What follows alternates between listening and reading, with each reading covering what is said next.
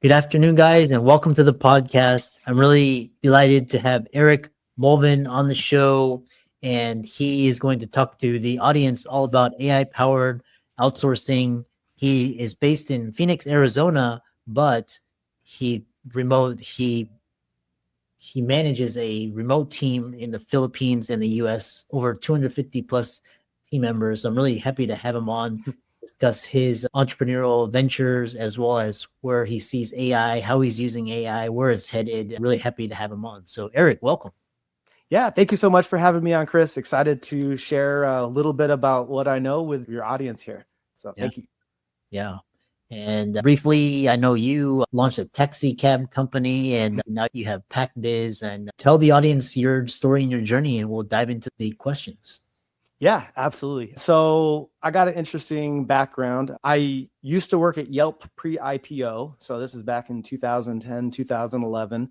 And I took my last paycheck from that job and used it to get a loan for my first taxi. I wanted to get into something I could disrupt. And even before I heard of Uber, I created 50 pages of notes in a notebook for my own app that looks, I still have it somewhere back here. It looks just like Uber's app. And we actually had the first app in Arizona for transportation in 2012, really around the time that Uber was launching here. But anyway, that a lot of lessons learned there. I tell people I got my street MBA there because a lot of experience running a company, working with the government, getting contracts, managing people, growing a business. We got up to 10 vehicles. But one of the issues we were having was the calls. Like I was doing the marketing, running the website, going out doing sales. I had a business partner that was doing operations, managing the fleet, hiring, finding drivers, all that stuff. There was no time to answer the phones, and the phone would be ringing all day and night. Imagine someone calling for a taxi and they're like, it's 3 a.m. and they're like, oh my gosh, I got to get to the airport. Someone's got to pick up. And then we have drivers out there waiting for the ride. So we tried outsourcing the different companies here in town in Phoenix, tried answering services. And eventually I was like, why not just reach out to family in the Philippines? I have family out there. And that we got it running 24/7 by 2013, where we were completely hands off. And unfortunately, the taxi business, we know what happened with that with Uber and Lyft. It's really impacted it. And so we pivoted to the call center.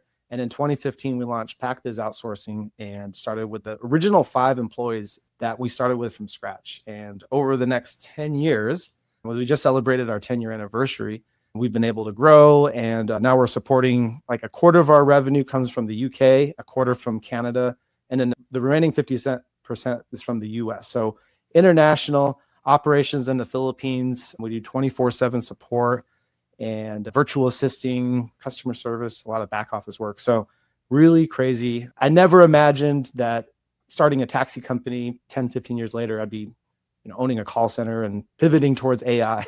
But yeah, just probably a lot of your listeners, I think the thing you're trying to teach people is, hey, there's another career, there's another path forward for you. It's not the one you're on, and let's show you some other options. And so it's cool to be where we're at.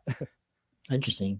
And what obviously you help business owners and businesses streamline operations, reduce costs, and keep customers happy. What makes PAC Biz unique from other remote outsourcing firms?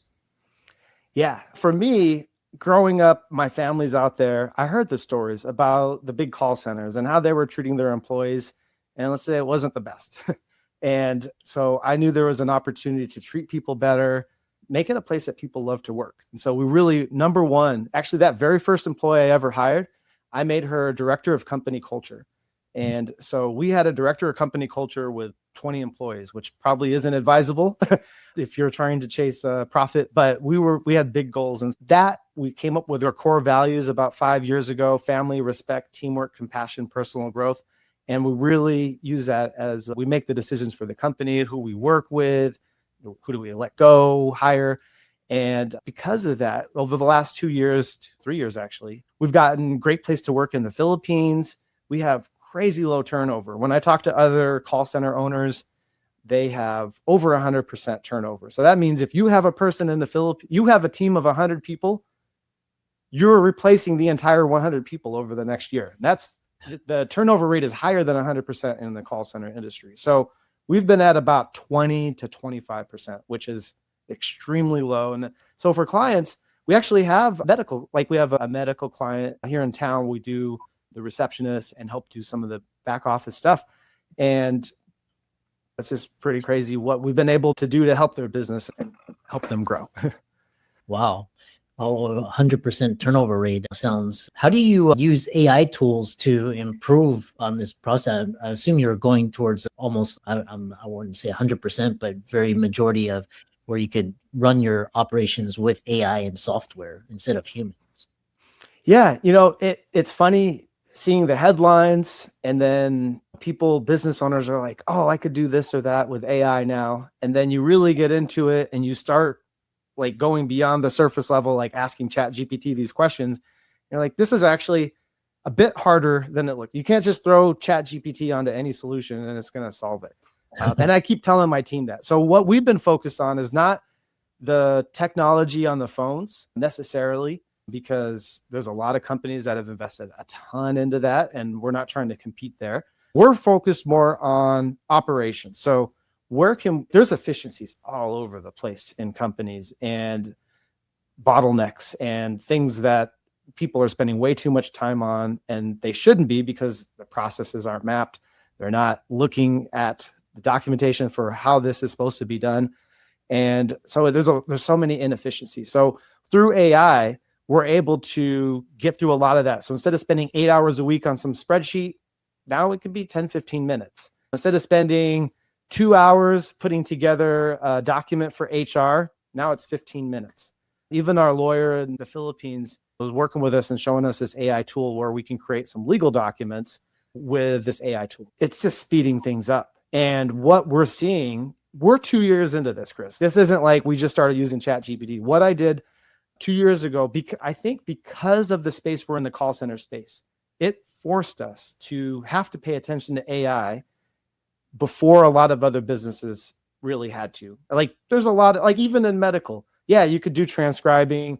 Yeah, there's some stuff there, but it's not, if you don't put this in place, your business is going to go out of business. Like call center industry, every time I hear anybody talk about AI, they're like, I think you'll be okay unless you're in the call center industry. So I'm like, I own a call center. What does that mean? So for the last 2 years, we've been really pivoting, teaching everybody how to use ChatGPT. We have a corporate workspace account for the last year. I've been leading workshops with my company for every other week, teaching them about different AI tools, how to use it safely, what data to put in. And so everything is getting streamlined and everything's moving faster. So we're not focused on putting AI. I don't think anybody wants to only talk to AI customer service. And in fact, the last 3-4 months, anytime I meet someone new and I mention I own a call center, they start going off about AI. Oh man, I'm tired of talking to AI customer service. I wish they would have people. I'm like, yeah, me too. Have more jobs. So that's the direction we're going, is like, how can we improve hiring, training, coaching people, managing people, and then turning around. And now we're starting to help our clients with that. Now we're starting to build custom AI tools for these little tiny issues in their company that, hey, you know what? This will save you 20 hours a month, 50 hours a month. That really adds up. And now profit margins are going up. You're able to start thinking about retirement goals that you couldn't before because your business was eating up all the money. So that's a little bit of, we're focused on AI, not the phones and replacing the people on the phones, but just making those people, like everybody in the company can have superpowers now and do things beyond their ability before AI. So we're just trying to unlock that in everybody. Interesting.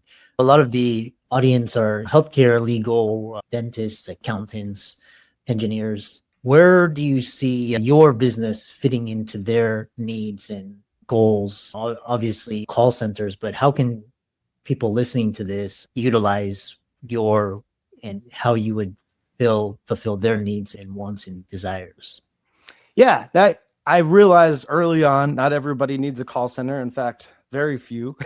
And we're in a niche. It's not anybody, like not every outsourcing company can do everybody. So we specialize in a few different things, but medical is one of the areas we're in. And we are recertifying our HIPAA compliance. We've gone through some IT changes, so we're getting that going again. But I think with our virtual assisting program, whether it's for us or anybody, that is something that that's one of the areas we're pivoting to.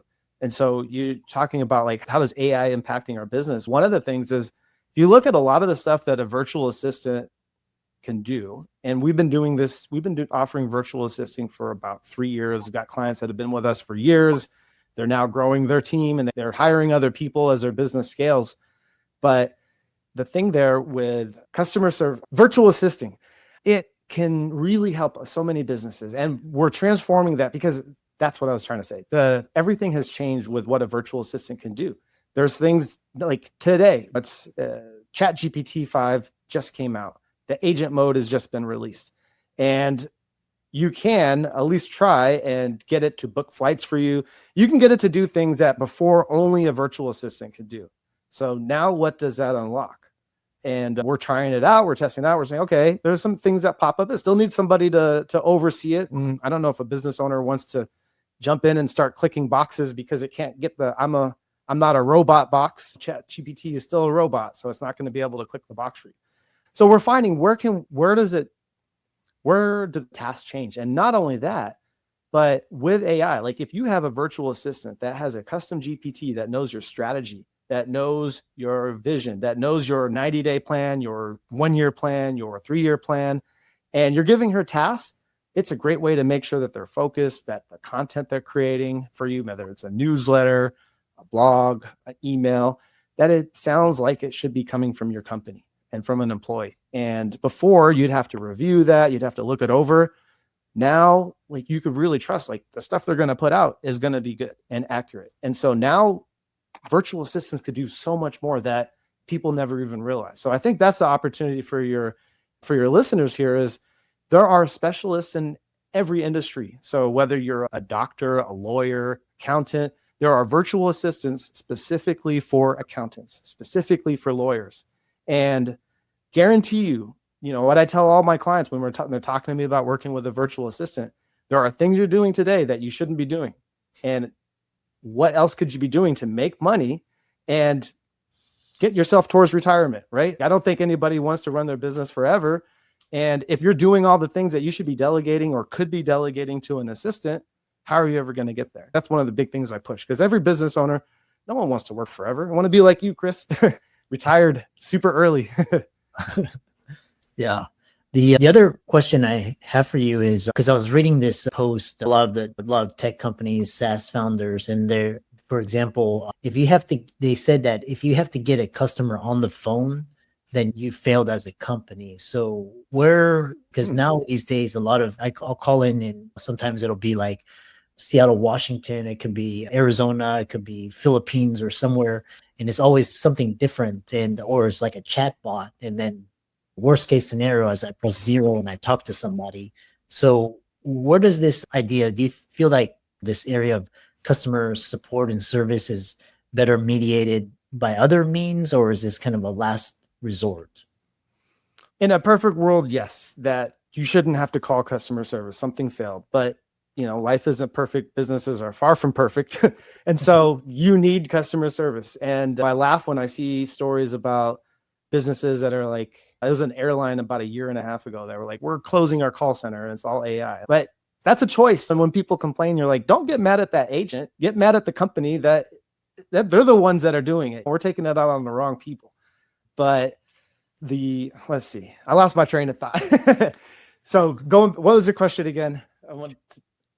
Where do you see the future of call centers? Because I know, obviously, for example, like hospitals, or they decide whether or not they want to keep that support, or the call centers that are going to be relevant, what are they doing now? Yeah, here's what we're seeing, right? Businesses that might have needed 10 call center agents in the past might need 2 or 3.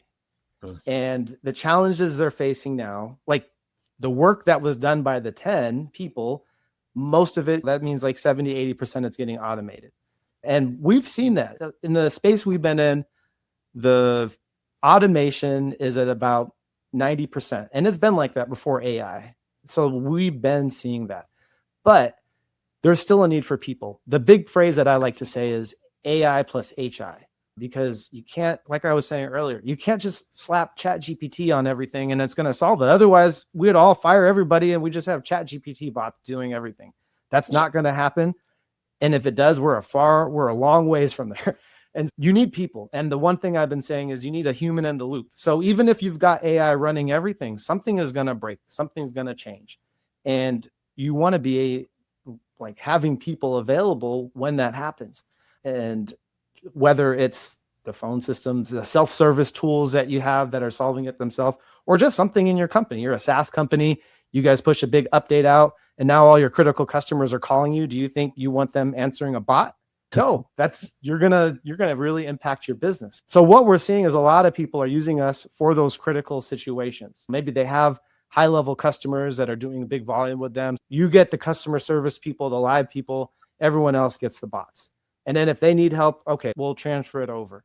So yeah, but everybody's investing into AI. The number of jobs is going to decrease.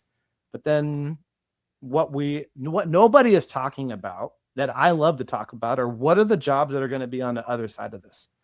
Because we don't even know. Like in healthcare, you probably think all day about, man, how many new jobs can be created in healthcare that didn't exist because of the technology that is today? And it's just really incredible what can happen. There's so much opportunity in healthcare, so much inefficiencies. And so but that's just one little sector. There's so many other sectors that you could be doing this in. Like, for example, with all the video prompts and like you can create video, you can create music. And so we have a person part-time. Part of what they're doing is they're creating clips in these tools for us. And it's not like the first video it gives you is good. It's probably going to be weird. Maybe the guy has 6 fingers. Okay, let's try it again. And then there was something else weird. But that's a job that didn't exist a year ago, even 6 months ago, literally. And one of the things I say all the time, I've been saying since I started my company, is I want to be doing things in 5 years using technology that doesn't exist today. And the biggest thing with AI is now it's not 5 years, it's 6 months. Every 3 weeks, I don't know, like every week there's something new that's coming out and changing. And how can that impact your business? How can you take advantage of it and create new opportunities? And I think everyone's worried about job loss and impacting the business. What about the other side of that? What about the new jobs and the new services that we couldn't do before? So that's what I'm excited about. And hopefully for people that are listening, I know there's people that are freaked out about AI. Don't be freaked out. Figure out how you could take advantage of it. Interesting. I was listening to this podcast recently with Travis Kalanick, and a lot of the ideas and concepts that you're describing really remind me of AI and outsourcing. He's basically outsourcing operations and automating it and using technology and platforms, creating Uber. What things did you learn just as a kind of a competitor to Uber that you wish you had known beforehand and that really helped you scale PAC Biz? That's a good question. One of my dreams one day is to make a documentary about all of this, about the taxi industry, Uber. I just think and obviously people have done it. And I think there's just so much more stories to tell and so many other angles to go about it. But I don't know, there was parallel lessons going on as I was doing the taxi business. Uber was coming out, pivoted. Now today we're a minority business enterprise and I'm trying to work with Uber. So it's, the thing that I learned from them is they're a giant company. They were backed by SoftBank, and I think today still, they don't have to make profit. So what lessons can you learn out of that? They came into Arizona and they worked with the governor and they literally rewrote the rules for the taxi industry. And so Uber gave them the list of here's what we'd like the laws to be. And then they turned around and said, these are what the laws are now.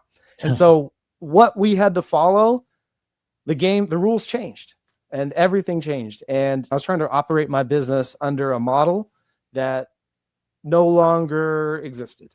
The regulation was removed. There used to be license I'd had to get for every cab. And they removed the people that checked the licenses because of Uber. So stuff like that happened. So the lesson I learned is pivoting, I think, is what I got out of that, because we were a taxi company and we turned that into a call center. It's a really cool story. The first client we had, they were a company here in town in Phoenix. And when I told him we were shutting down our doors, he's like, "Your call center agents, I've talked to them on the phone. Why don't you bring them down to my office? We could use some good people. I'd love to interview them and hire them." And I was like, there's a little bit of a problem there. They are in the Philippines and they can't come to your office. And he didn't know that they were even in the Philippines. So that was like a sign, oh, this is something here. But what he offered me on a handshake was like, I'll be your first client then. And so that's how the whole thing got started. And for the lawyers listening there, don't worry. Everybody else has a contract. Just for tradition, I kept it no contract. We're good. But not advisable for those of you listening for the lawyer side. But that's how we got started. And it's just, it was a pivot. It was a change. And we're going through that same thing right now. In February, I went out to the Philippines and we did a big talk to our company. And I announced to everyone, we're going to become a tech company. We're no longer going to be considered a call center. And I put 4 people together on an AI innovation team. And 6 months later, we're getting ready to roll out our first software, AI powered software internally. And then there's a lot of people that could use this. We've repurposed it for a marketing agency and it's listening to the call. So if you have ads coming in, it'll listen to the call and tell you, did that person become a customer or not? And what I found out, there are ad agencies all over the US listening to these calls with people in the US. And whoa, there's a huge opportunity there. And maybe that's happening in the medical space too. Who knows? But new jobs, new opportunities. That's the stuff like nobody could ever listen to 100% of the calls coming into a business. And now you can. So what can you do with that? And that's where we're at right now. So it's a transition period. We're pivoting. But I think we went from a taxi company to a call center. So is it that crazy to go from a call center to a tech company? Maybe not. Yeah. Yeah. I mean, pretty much every company these days, you have to be a tech company and you have to be an AI company. Otherwise, you're going to be out of business, really. And it's really interesting how you incorporated all these principles. How can people connect with you, reach out to you, and even see how PAC Biz can help with their business solutions? All right. Yeah. You can find me on LinkedIn, Eric Mulvin, or you can visit our website, pac-biz.com, which we're getting ready to relaunch. Because as you heard me say, we're pivoting. So we're getting a new website. We're getting ready later this year to start doing webinars. We're going to do a lot of training. So follow me on LinkedIn because we're coming out with programming and training for business owners to work with an assistant. Because what I've found over the years is like throwing an assistant to somebody isn't good enough when they're like, I don't know what to do with this person. They don't know how to delegate. They don't know how to manage them. So training the business owner on working with an assistant. That's something we're working on now. We're working on the curriculum. And then I'm going to have you on my podcast. I'm working on a new podcast, Unfinished Business with Eric Mulvin. And that's another way to stay connected with me and I'd love to have you on because I want to learn more about your background. You got some really interesting stories there that I think would be great for my future audience. Yeah, I really love to hop on the show and just have a great conversation. And again, thanks so much. I really enjoyed this and keep up the great work. Yeah, thanks, Chris. Appreciate you having me on. Thanks so much.